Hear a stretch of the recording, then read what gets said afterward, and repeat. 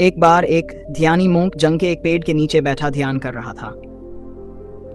रोज ही वह एक लकड़हारे को देखता जो अपने जीवन की दिनचर्या में व्यस्त लकड़ियां काट कर ले जाया करता था।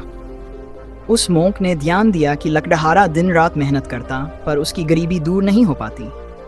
एक दिन मोंक ने लकड़हारे को रोका और कहा, भाई, तू दिन भर लकड़ी काटता है और 2 वक्त की रोटी भी मुश्किल से जुटा पाता है। तू जरा आगे क्यों नहीं जाता? वहाँ चंदन के वृक्षों का जंगल है। अगर एक दिन चंदन की लकड़ी काटेगा तो 7 दिन की खाने की व्यवस्था हो जाएगी। लकड़हारा यह सुनकर चौंका। उसने सोचा, यह मोंक भला जंगल के बारे में क्या जानता है? मैं तो यहाँ जीवन भर से लकड़ियाँ काटता आया हूँ, मुझसे ज्यादा कौन जान सकता है। फिर भी उसने सोचा कि एक बार आजमा कर देख लेने में क्या हर्ज है। अगले दिन लकड़हारा मोंक की बात मानकर आगे बढ़ा और वहाँ चंदन के वृक्षों का जंगल पाया। वह खुशी से झूम उठा और मोंक के पास लौटकर उसके चरणों में सिर रख दिया।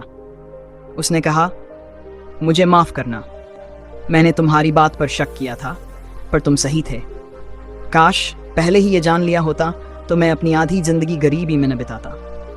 मोंक ने मुस्कुराते हुए कहा, कोई बात नहीं, जब पता चले तभी सही समय होता है। अब जा और चंदन की लकड़ियां काट।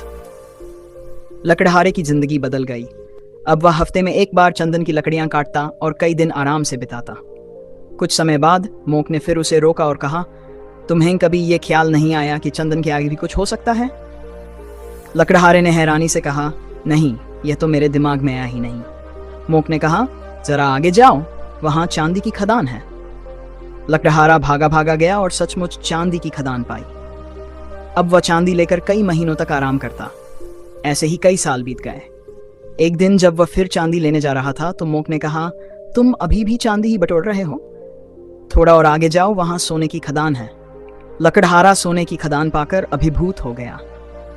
अब उसकी जिंदगी में और भी संपन्नता आ गई।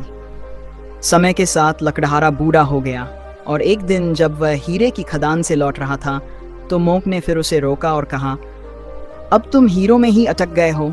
क्या तुम्हें कभी ख्याल नहीं आया कि हीरो से भी बड़ा कोई धन हो सकता है? लकड़हारे ने कहा, अब इससे बड़ा और क्या हो सकता है? मोंक ने मुस्कुराते हुए कहा, हीरो से बड़ा धन है ध्यान। जिस दिन तुम ये समझ जाओगे, तुम्हारी जिंदगी सच्चे मायने में बदल जाएगी।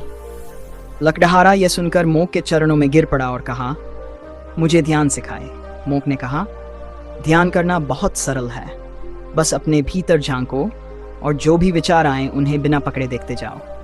एक दिन तुम्हें सच्चा आत्मज्ञान प्राप्त होगा। यह कहानी हमें यह सिखाती है कि बाहरी धन कितना भी हो, असली धन हमारे भीतर है।